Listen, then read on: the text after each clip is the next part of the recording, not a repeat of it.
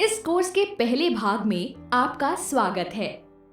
इस भाग में हम 3 ऐसे अवधारणाओं के बारे में सीखेंगे जो कि वित्तीय के मामलों में हमारे लिए अति आवश्यक है और जिनकी बुनियाद पर ये कोर्स आधारित है। ये है आमदनी और व्यय, आवश्यकताएं और आकांक्षाएं, बचत और बजट। आइए इन अवधारणाओं को विस्तार से समझने के लिए एक कहानी सुनते हैं। विश्वास महाशय उत्तम नगर नामक एक गांव में एक छोटी सी सिलाई दुकान चलाते हैं। ये उनकी पत्नी शिखा है। वो घर में बागवानी करती है जहां वो सब्जियां और जड़ी बूटियां उगाती हैं। वो इन्हें बेचकर कुछ पैसे कमाती हैं। ये उनकी बड़ी बेटी प्रिया है। वो 20 साल की है। अपनी 12वीं कक्षा के एग्जाम पास करने के बाद उसने 1 साल का ब्यूटी और वेलनेस कोर्स किया था और अब वो एक श्रृंगार केंद्र यानी कि ब्यूटी पार्लर में काम करती है। ये उनकी छोटी बेटी गौरी है। वो पास के स्कूल में 9वीं कक्षा में है। गौरी पढ़ाई और खेल कूद दोनों में अच्छी है और प्रतियोगिताओं में भाग लेना पसंद करती है। ये उनका छोटा बेटा आकाश है। वो 6ठी कक्षा में है। वे वरिष्ठ नागरिक हैं और घर के कामों में परिवार की सहायता करते हैं। 7 सदस्यों के परिवार में केवल 3 ही सदस्य मासिक आमदनी कमाते हैं।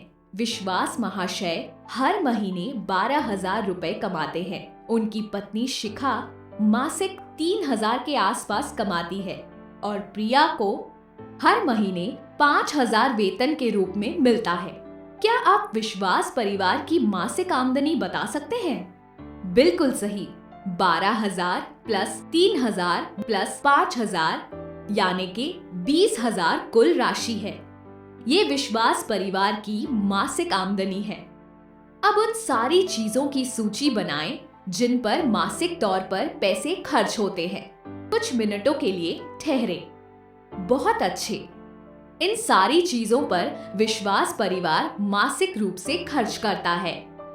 दवाइयाँ 2,000, बिजली का बिल 1,800, बीमा किस्त 1,000, महीने का राशन 3,500, सैनिटरी पैड 100 रुपए, साग सब्जियां 2,400, मांस मछली 3,400, केबल का खर्च 250, मोबाइल प्रीपेड कार्ड 650, बच्चों का ट्यूशन 1,500, रिश्तेदारों से मिलना 1,000, बाहर खाने जाना 1,000, बच्चों के लिए पॉकेट खर्च 400, कुल रकम 19,000। ये राशि विश्वास परिवार के दैनिक रूप से गृहस्थी चलाने में सहायता करती है।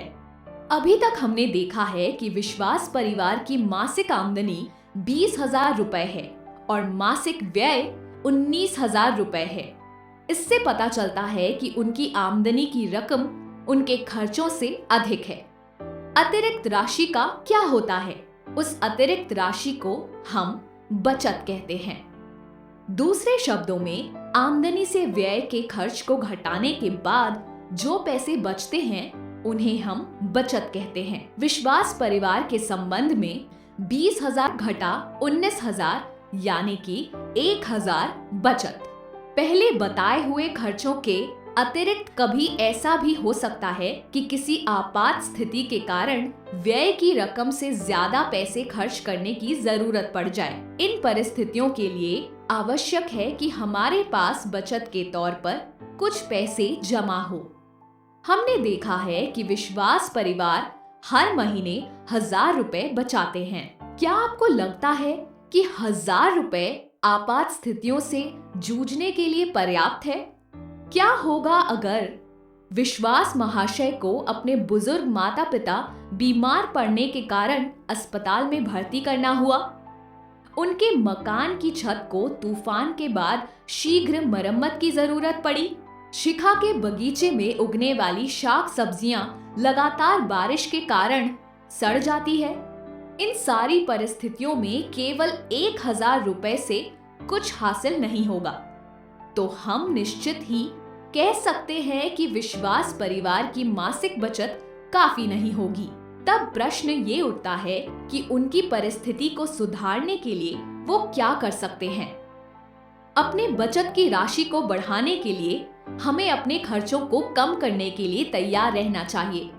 हमारे कुल व्यय में कुछ ऐसे खर्चे हैं जिन्हें हम कम नहीं कर सकते हैं क्योंकि वो आवश्यक खर्चे हैं, परंतु हर महीने हमारे कुछ ऐसे खर्चे भी होते हैं जो कि अनावश्यक होते हैं और जिन्हें हम कम कर सकते हैं। इसे बेहतर समझने के लिए हमें आवश्यकताओं और आकांक्षाओं की अवधारणाओं को विस्तार से समझना होगा। आवश्यक खर्चे क्या हैं? आवश्यक खर्चे वो खर्चे हैं जिनकी दैनिक जीवन में आवश्यकता होती है। विश्वास परिवार के खर्चों में कपड़ों, दवाइयों और खाने पीने के खर्च आवश्यक हैं। आकांक्षाएं क्या होती हैं? आकांक्षाओं से हमारा तात्पर्य वो खर्चे हैं जिनकी दैनिक जीवन में आवश्यकता नहीं होती है, जैसे कि खान पान करना एक जरूरत है, पर हम पिज्जा, बर्गर जैसे खाने के बिना भी जीवित रह सकते हैं।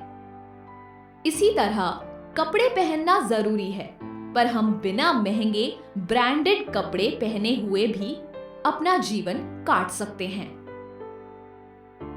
आवश्यकताएं: खान पान करना। आकांक्षाएं: पिज्जा, बर्गर, नूडल, आइसक्रीम। आवश्यकताएं: पहनने के लिए कपड़े खरीदना। आकांक्षाएं: महंगे ब्रांड से खरीदे कपड़े। आवश्यकताएं: कभी कभार घर में दावत रखना। आकांक्षाएं: रोजाना बाहर खाने जाना। आवश्यकताएं: आवश्यकता के अनुसार खरीदारी करना। आकांक्षाएं: बाध्यकारी खरीदारी। जीवन में कुछ चीजों को प्राथमिकता देना आवश्यक है। कभी कभी ऐसा हो सकता है कि महीने के अंत पर हमारे जीवन में दुर्घटना घटती है और हमारे पास उससे जूझने के लिए पर्याप्त पैसे नहीं होते हैं। ऐसे परिस्थितियों से बचने के लिए आवश्यक है कि हम अपने खर्चों और आमदनी को सही तरह से संभालें ताकि हमारे पास बचत के अतिरिक्त पैसे रहे। इन पैसों को हम आकस्मिक उठने वाली किसी और आवश्यकता पर खर्च कर सकते हैं। आइए विश्वास परिवार के मासिक खर्चों को हम आवश्यकता और आकांक्षा के अनुसार 2 कॉलम में डालते हैं। आवश्यकताएं: दवाइयां, बिजली का बिल, बीमा किस्त, महीने का राशन, सैनिटरी पैड, साग सब्जियां, मांस मछली, केबल का खर्च, बच्चों का ट्यूशन। आकांक्षाएं: रिश्तेदारों से मिलना, बाहर खाने जाना, सबके लिए मोबाइल प्रीपेड कार्ड, बच्चों के लिए पॉकेट खर्चे। ध्यान दें, मोबाइल रिचार्ज के खर्चे, बच्चे के जेब खर्च और बाहर खाना खाने पर खर्चे हुए पैसों को भी कम किया जा सकता है। आवश्यकता और आकांक्षा की अवधारणा को विस्तार में समझने के लिए हम एक गतिविधि करेंगे। मान लें आपको हर महीने 500 जेब खर्च के तौर पर मिलती है।